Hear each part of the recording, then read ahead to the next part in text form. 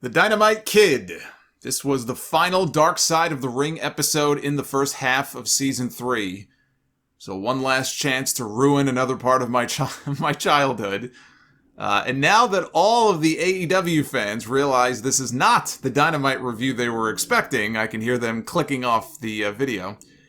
You know, you hear the expression, he was ahead of his time, or she was ahead of her time. You hear that a lot. Dynamite Kid really was ahead of his time as a performer. The stuff he was doing in the ring 35, 40 years ago is so commonplace in today's wrestling. It's on our televisions every week. But he had an intensity and an explosiveness in everything that he did that really made him stand out.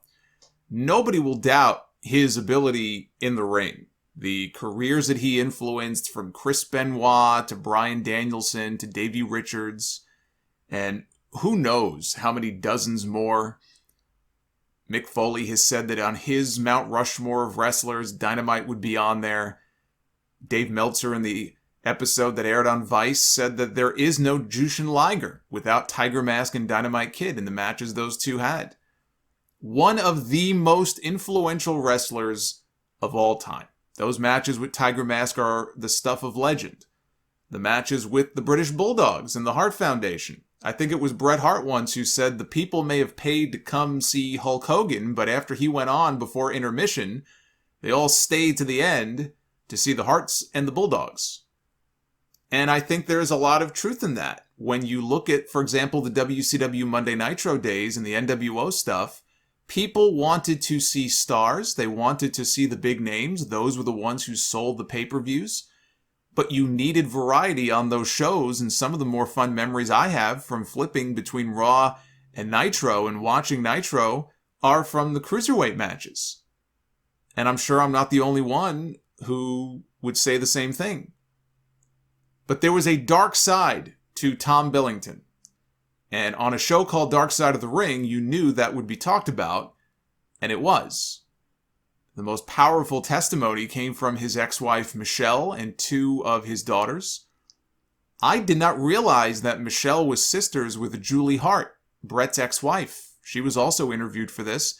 Who would have thought that we would get Julie Hart in two different documentaries airing in the same week? She was also interviewed for the Bret Hart biography on A&E. But I didn't realize the two of them were sisters, which is how she and Dynamite met. They interviewed Danny Spivey, who still looks very scary. I was completely distracted by that vein jetting out of the side of his head. He was very good friends with Dynamite. Clearly still had a love and affection for him and got very emotional and teared up when he was talking about his passing. He did say that Dynamite was like one giant muscle back in the day. They all took steroids together. They would give each other shots. This was back when it was all still legal. He said they would throw the steroid needles into the walls of their hotel room like a dartboard and just leave them there. And guys would come back and would just grab a random needle and use it. Crazy. Crazy times. But you know, this notion that Dynamite didn't start taking steroids until he got to the WWF, which I think some people might come away from this thinking, or at least it got worse. Maybe it did get worse, but this notion that he really didn't do that stuff until he got to Vince, until he got to New York.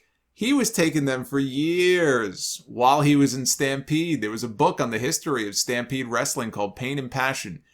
And they mentioned that it was the Junkyard Dog who first introduced Dynamite Kid to steroids in the late 70s. He was a small guy. He's around 5'8". I mean, to me, 5'8" is about average. It's about what I am. But I'm no wrestler. For a wrestler, 5'8", especially back then, that was considered small. And he did steroids to get bigger and to fit in more and to compensate for how small he was. And he paid for it. He paid a very heavy price for it. His body broke down because of it. That and the hard style that he wrestled, it just did a number on his body. And they had the fan cam footage from the live event where his back went out in late 86 while they were the tag team champions. It was the Bulldogs against Bob Orton and Don Morocco. And it was a simple move. It was a drop-down leapfrog spot. And even before Morocco, who was out on the apron, delivered a knee to the back as Dynamite hit the ropes. It wasn't even the knee. Even before the knee connected, his back just went out on him. And he collapsed, and he had to be stretchered out.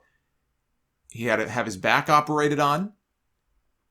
He had crushed discs in his back that had to be removed. He had no business being back in the ring so soon, but Vince McMahon wanted the Bulldogs to drop the belts to the Hart Foundation, so Dynamite went from his wheelchair out to the ring, barely took a bump. Davey took the fall in the ring, and they got the belts off of them, and Dynamite went right back to his wheelchair. His wife said that things got worse after the back injury, and she talked about his violent mood swings and throwing her in a closet one night, and she had to sleep in the closet, which she was fine with because she knew at least she would be safe there. And the worst of it, which was when she served divorce papers to him and wanted him to leave, and he grabs her by the hair, he drags her across the room. This is in front of their kids, mind you, okay, while she was pregnant. And he goes and he grabs his gun, he points it at her head. She called his bluff, which was not the smartest thing for her to do, probably. That would have been a hell of a memory for those kids if he had pulled that trigger. Just horrible stuff. And this is where, I can't separate out the man from the wrestler and pretend that he didn't do shitty things to a lot of people. He did. He was very shitty to a lot of people. He did evil things to people. And it's okay to talk about that if you want to paint a fuller picture of the man's life. It's no different than with the Ultimate Warrior or anyone else. And that's why I will sit here and tell you about what a great wrestler he was and how influential he was, but you cannot ignore all of the other things that he did. One of the more demented stories about him, which was not covered in the documentary, but even he admitted it very matter-of-factly in the trailer for his Kickstarter several years ago. I think it was a Kickstarter for a Dynamite documentary that was never made. Or at least if it was never released. I don't think the finished video was ever released. But he was asked about this story. He had a friend whose daughter was in a car accident. This was many years ago. And the doctors said that her x-rays looked fine. There really was nothing wrong with her. The girl's father was worried that they might not be able to collect any of the insurance money. So he asked Dynamite to do him a favor, to do him a solid, and break his daughter's legs. And Dynamite did. He took a hammer, and he broke her legs. And he was asked about that, and he says, true. Because it's one of those stories you hear about, it's like, oh, that's got to be a myth. I mean, that can't possibly be real. That's got to be an urban legend. But in his own words, that actually happened. Spivey, on the episode, talked about how Dynamite and Davey would slip Halcyon pills into people's drinks, which is a sleeping pill. They thought it was funny. Brian Blair of the Killer Bees, who now heads up the Cauliflower Alley Club, he said they got Outback Jack to his room one night. This is when Outback Jack was very outspoken at that time. He had a reputation for mouthing off, I could drink more than you, blah, blah, blah. And he was going to drink Mr. Fuji under the table one night. It was at a hotel bar somewhere out in California. And they had slipped Halcyon pills to him as well. He was hardly the only one, but they slipped the pills in his drink when he wasn't looking. And he ended up going out like a light. He was just totally out of it. They had to carry him back to his hotel room. They put him on the bed.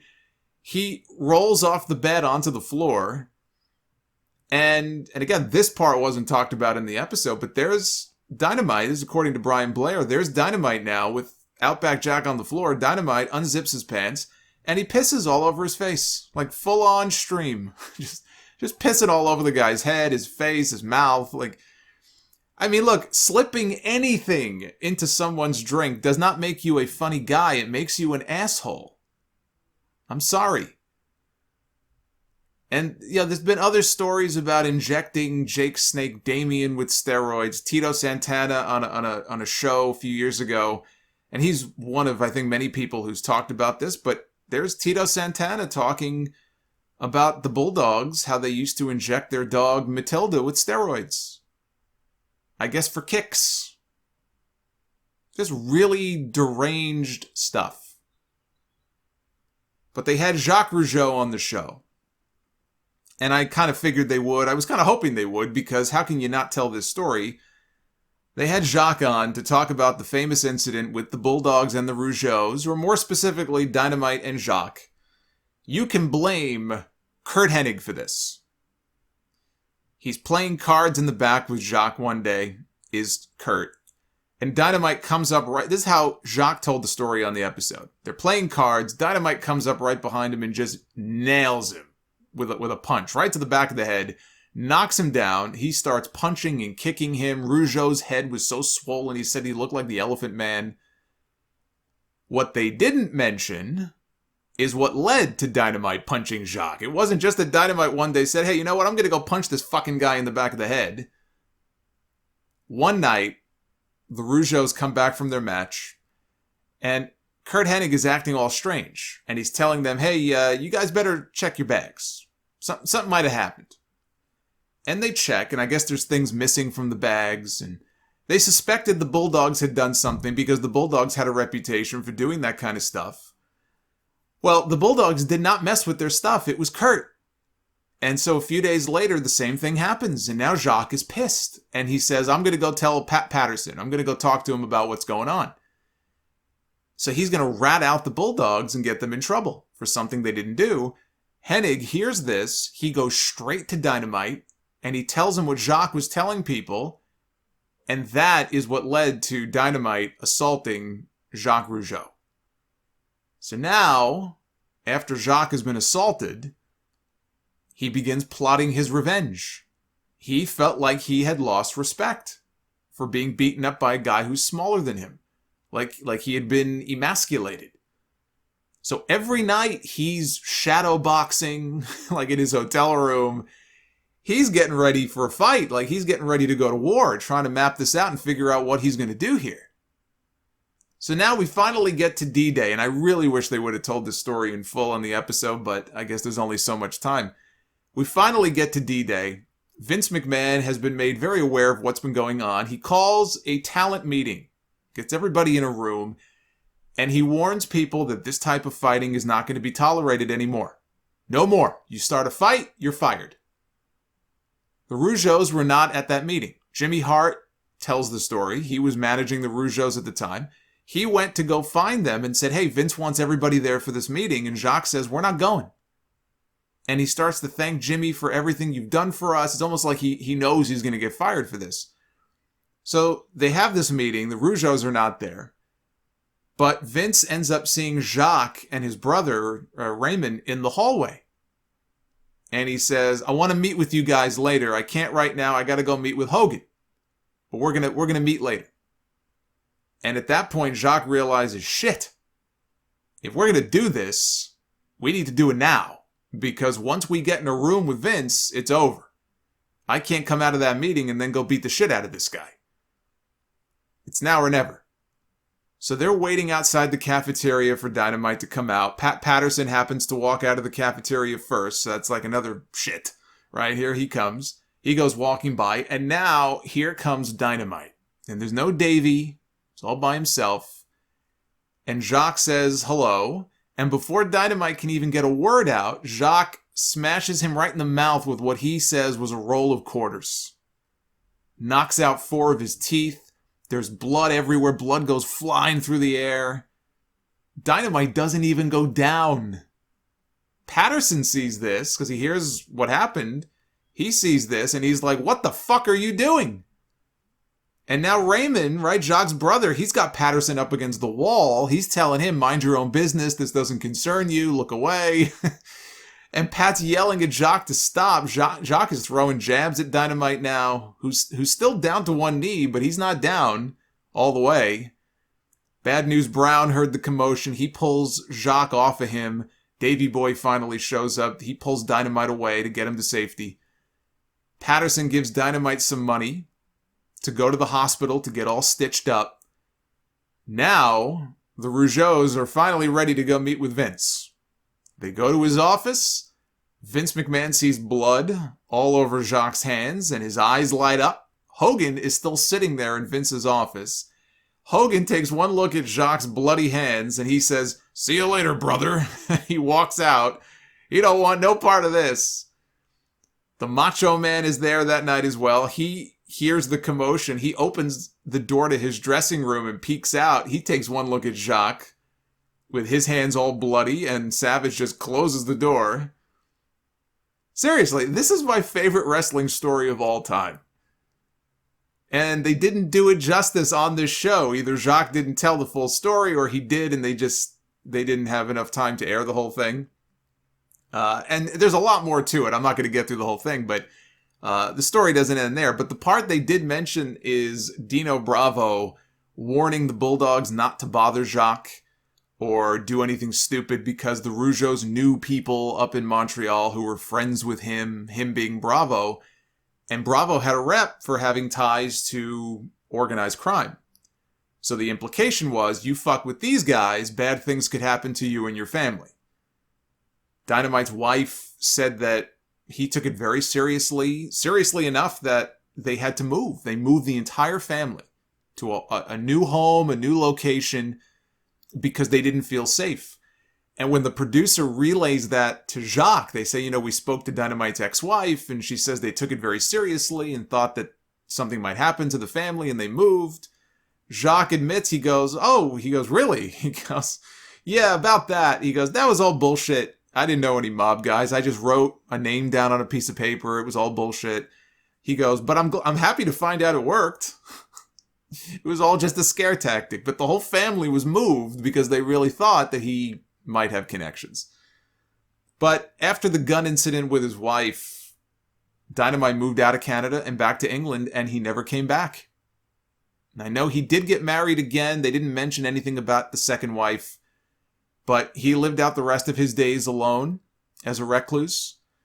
The video of his last match, which they showed in Japan in 1996, is very sad to watch. He looks like just a shell of what he once was. A few years before he died, he suffered a series of strokes. He was in real bad shape. There was a documentary done on Tiger Mask. And as part of the documentary, they went searching for Dynamite, one of his greatest opponents, and they found him in a nursing home. And they put a laptop in front of him, and there's a video on screen of Sayama with his mask on, the Tiger Mask mask, chanting, "Tommy, wake up, Tommy, wake up," like he's trying to rally him for a comeback. It was a sad sight.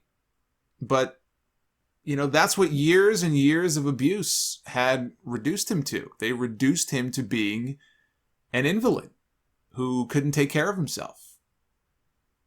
And Dynamite died on his 60th birthday. And considering his health issues, it is amazing that he lived that long. A lot of his colleagues never made it out of their 30s, let alone their 40s or 50s. And he made it to 60. But you watch this episode, and that's really what it was. They covered, some of his early days in wrestling and his family life, and then they go very quickly right into the back injury, right into some of the more violent stories, and then his kind of sad demise. And you watch this and you realize that his friends clearly still loved him. They get very emotional talking about him. They miss him. Despite his flaws, his many, many, many flaws. But I said this after he died 3 years ago when I covered this on the show.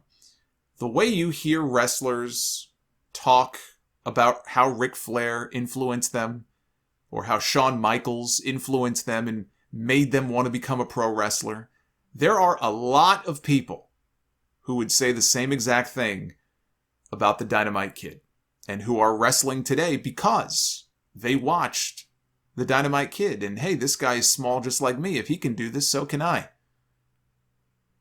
So you can't take that away from him. One of the most influential names in the history of the business is and will forever be the Dynamite Kid.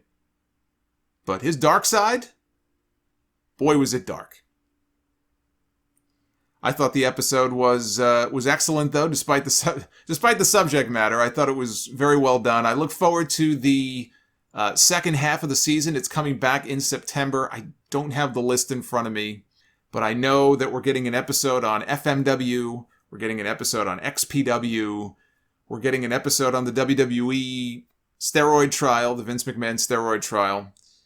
The Plane Ride from Hell is getting an entire episode devoted to it, as is Luna Vachon. We're getting one on Bruiser Bedlam, a.k.a. Johnny Canine, and Chris Kanyon, which I'm sure is going to be a very sad story. It's very sad what happened to him. But I've been enjoying Season 3. I will be back when they are back for more reviews. I hope you've enjoyed all the reviews up to this point. I hope you'll leave a comment and let me know what you thought of the episode. And I will be back with you very soon for more Dark Side of the Ring as soon as they come back with the second half. So until then, take care, guys.